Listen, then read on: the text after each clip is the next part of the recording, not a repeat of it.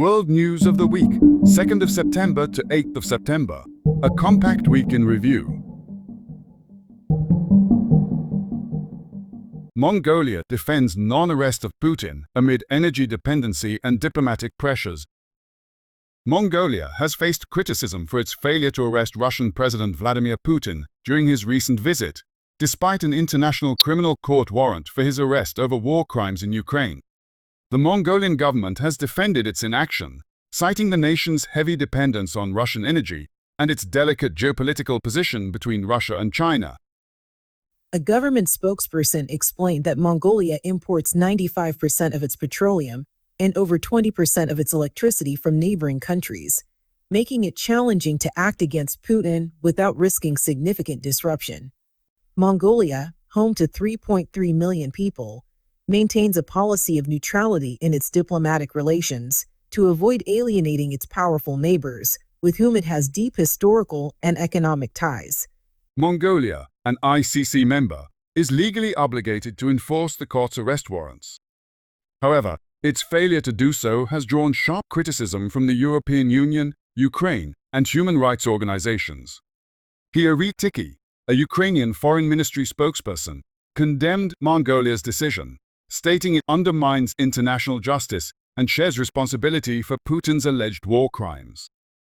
Despite the controversy, Mongolia emphasized that Putin's visit aligns with a long-standing tradition of honoring the Soviet-Mongolian victory over Japan in the 1939 Battle of Khalkhin-Gol.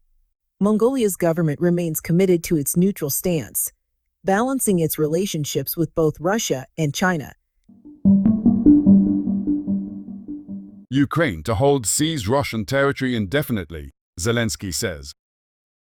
Ukrainian President Volodymyr Zelensky announced plans to indefinitely retain control of Russian territory seized during a recent incursion. In an exclusive interview with NBC News, Zelensky emphasized that holding the territory is key to forcing Russian President Vladimir Putin to negotiate, stating, "For now, we need it."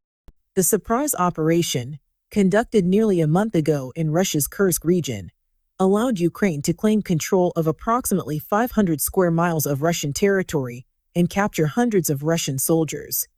Zelensky described the incursion as a preemptive strike to prevent Russia from establishing a buffer zone along Ukraine's border. He declined to disclose whether Ukraine intends to capture more Russian land, citing strategic secrecy. Zelensky revealed that the Biden administration and even Ukrainian intelligence services were kept in the dark about the operation to ensure its success. He argued that previous military efforts failed due to overexposure, which allowed Russia to prepare. While Ukraine has achieved notable success with this operation, it continues to face challenges in its eastern regions, where Russian forces are advancing. Despite growing war fatigue and ongoing challenges in recruiting troops, Ukraine aims to strengthen its negotiating position by holding Russian territory, with peace talks potentially resuming in November. Zelensky stressed that any diplomatic resolution would be difficult without Russian participation, but multiple Russian officials have already dismissed the possibility of negotiations following Ukraine's invasion of Kursk. Finland proposes ban on Russian property purchases to protect national security. Finland's government is planning to ban most Russian citizens from buying property in the country, citing national security concerns. Defense Minister Antti Häkkänen announced the proposal on Monday, which would prohibit property acquisitions by Russian citizens, except for dual citizens and those with permanent residence in Finland or other EU nations. This move follows Finland's strained relations with Russia since Moscow's 2022 invasion of Ukraine, which led to Finland joining NATO. The proposal is part of broader efforts to prevent hostile influences and will undergo expert consultations before a parliamentary vote. Finland is already monitoring around 3,500 properties owned by Russians and has previously blocked property purchases near strategic locations. Additionally, Finland has closed its border crossings with Russia, accusing the Kremlin of using migration as a tool against the country. Devastating missile strike kills 55 in Poltava, Ukraine, soldiers among victims. A Russian missile strike in Poltava, central Ukraine, has left 55 dead and more than 300 injured, including military personnel at a local academy. The attack targeted a military academy and a nearby hospital, giving civilians little time to reach bomb shelters after air raid sirens sounded. Ukrainian President Volodymyr Zelensky vowed that Russia would face consequences, reiterating the need for enhanced air defense systems. The strike occurred at around 9 o'clock local time, with witnesses describing the devastating impact and widespread destruction. One cadet, Mikita Petrov, recounted seeing too much blood, too many dead bodies. The Ukrainian Ministry of Defense confirmed military casualties and announced a full investigation into the incident. Civilians in Poltava, including those without access to bomb shelters, described the fear and destruction caused by the explosions.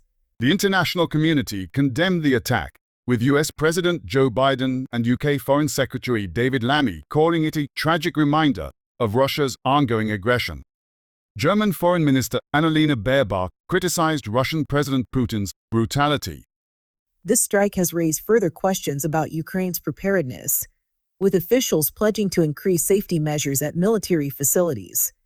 Meanwhile, political changes within the Ukrainian government were announced, signaling potential shifts in leadership amid mounting criticism of the country's defense efforts. North Korean leader Kim Jong-un executes 30 officials over deadly floods. North Korean leader Kim Jong-un has reportedly executed 20 to 30 government officials for failing to prevent devastating floods and landslides this summer, which led to the deaths of around 4,000 people. South Korea's Chosen TV, citing a North Korean official, revealed that the executed officials were accused of corruption and negligence in handling the disaster. The executions were reportedly carried out in late August. The severe flooding, which affected over 4,000 homes and displaced 15,000 people, prompted Kim Jong-un to visit the affected areas and pledge a lengthy rebuilding process. Following a tour of the devastated region, Kim demanded strict punishment for those responsible. Despite this, the North Korean government denied reports of a high death toll, accusing South Korea of spreading false information to damage its reputation.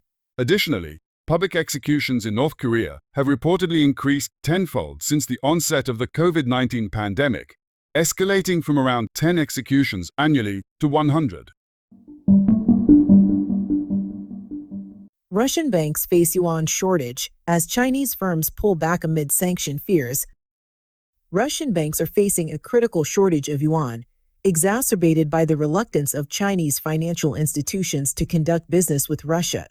The liquidity crisis has led major Russian lenders to urge the country's central bank to address the dwindling supply of the Chinese currency. The shortage follows a sharp 5% decline in the ruble's value against the yuan, triggered by Russia's finance ministry announcing reduced daily yuan sales by the Central Bank of Russia. The sales have plummeted from $7.3 billion to a mere $200 million per day, worsening the yuan shortage. Leading banks, including Sberbank and VTB, have voiced concerns, with Sberbank declaring its inability to lend in yuan due to a lack of reserves. VTB called on exporters to sell yuan to alleviate the liquidity crunch. Chinese banks' hesitancy stems from the threat of secondary U.S. sanctions, targeting nations that maintain business relations with Russia amid the ongoing Ukraine conflict. This has led nearly all Chinese banks to halt transactions with Russian companies, and in some cases, even return payments for goods already shipped. Russia, increasingly reliant on the yuan since Western sanctions were imposed in 2022, faces escalating payment difficulties.